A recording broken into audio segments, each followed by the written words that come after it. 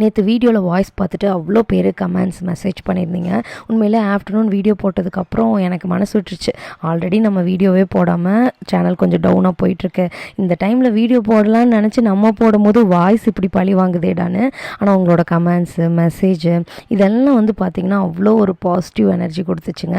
அதை மட்டுமே தான் யோசிச்சுட்டு இருந்தேன். உங்களோட பாசிட்டிவ் வேர்ட்ஸை தண்ணி குடிச்சிட்டு கடவுளை நினச்சிட்டு விட்டுட்டேன். மார்னிங் இந்த அளவுக்காவது வாய்ஸ் இருக்கிறது எனக்கு ரொம்ப சந்தோஷம். நான் நினைக்கிறது ஒன்று தாங்க, நம்மளை சுற்றி பாசிட்டிவான பீப்புள் ஒரு பாசிட்டிவ் வைப்போட நமக்கு நல்லது நினைக்கும் போது நல்லதாக தான் நடக்கும் அப்படிங்கிறது தான்.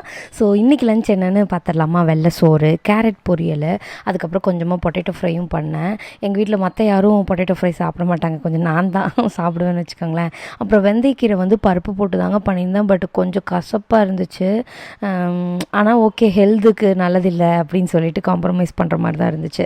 பட் கசப்பு இல்லாமல் இதை பண்ண முடியுமா தெரிஞ்சால் நீங்கள் மறக்காமல் கமெண்ட்டில் சொல்லுங்கள். சாப்பாடு பிளேட்டில் போட்டு எடுத்துகிட்டு போனால் இந்த ஆசிர் பையனுமோ நான் விதவிதமாக சிக்கன் மட்டன் ஃபிஷ்ஷுன்னு நான்வெஜ்ஜாக சாப்பிட்ற மாதிரி உட்காந்து பார்த்துட்டு இருந்தான். பாருடா நான் வெஜ்ஜு தாண்டா சாப்பிட்றேன்னு அவன்கிட்ட காமிச்சிட்டு சாப்பிட போயிட்டேன். இந்த வீடியோ பிடிச்சிருந்தா லைக் பண்ணிடுங்க, மறக்காமல் சப்ஸ்கிரைப் பண்ணிடுங்க.